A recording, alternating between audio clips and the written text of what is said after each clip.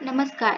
आजच्या व्हिडिओमध्ये मी तुम्हाला श्रावण महिन्यात कोणत्या गोष्टी स्वप्नात दिसल्यावर भोलेनाथाची कृपा तुमच्यावर होईल हे सांगणार आहे. पण त्याआधी तुम्ही चॅनलवरती नवीन असाल तर चॅनलला लाईक करा आणि सबस्क्राईब देखील करा. कमेंटमध्ये श्री स्वामी समर्थ किंवा हर हर महादेव लिहायला विसरू नका. हिंदू धर्मात महादेवांच्या पूजेसाठी श्रावण महिना सर्वोत्तम मानला जातो. या संपूर्ण महिन्यात नियमानुसार शिवाची पूजा केली जाते. श्रावण महिन्यातील सोमवारी शिवभक्त मंदिरात जाऊन शिवलिंगाला दूध, पाणी आणि बेलाची पाने अर्पण करतात. पौराणिक मान्यतेनुसार जो भक्त श्रावण सोमवारचा उपवास प्रामाणिकपणाने करतो आणि भगवान भोलेनाथांची विधिवत पूजा करतो त्याच्यावर शिवशंभूसह माता पार्वती प्रसन्न होते. शिव हे श्रावण महिन्याचे दैवत असल्याचे म्हटले जाते. असे म्हणतात की श्रावण महिन्यात भगवान शिव पार्वतीच्या सोबत पृथ्वीवर बसून पृथ्वीवरील लोकांचे दुःख आणि वेदना समजून घेतात आणि त्यांच्या मनोकामना पूर्ण करतात. म्हणूनच श्रावण महिना खास आहे. याशिवाय स्वप्नात महादेवांशी संबंधित काही गोष्टी पाहणे खूप शुभ मानले जाते.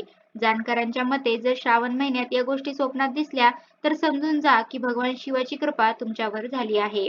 चला तर मग जाणून घेऊया कोणत्या आहेत त्या गोष्टी.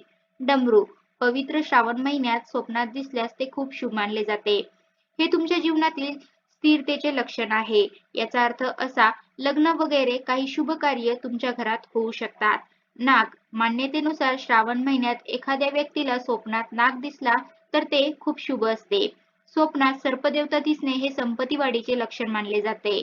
नंदी धार्मिक मान्यतेनुसार शिव नंदीवर स्वार होतो. शिव परिवाराची पूजा नंदी महाराजांशिवाय अपूर्ण मानली जाते. असे म्हटले जाते की जर श्रावण महिन्यात नंदीबैल तुम्हाला स्वप्नात दिसला तर समजून जा की भगवान शिव तुमच्यावर खूप प्रसन्न झाले आहेत आणि तुमची सर्व कामे आता सुरळीत पार पडणार आहेत.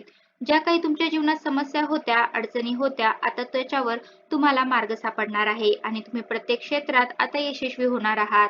तसेच श्रावण महिन्यात एखाद्या आजारी व्यक्तीने स्वप्नात काळे शिवलिंग पाहिल्यास त्या व्यक्तीसाठी ते शुभ संकेत असतात. याचा अर्थ भविष्यात रोगांपासून मुक्ती मिळण्याचे हे लक्षण आहे. तसेच जर बेरोजगार व्यक्तीने काळे शिवलिंग स्वप्नात पाहिल्यास त्याच्यासाठी देखील ते शुभ स्वप्न असते.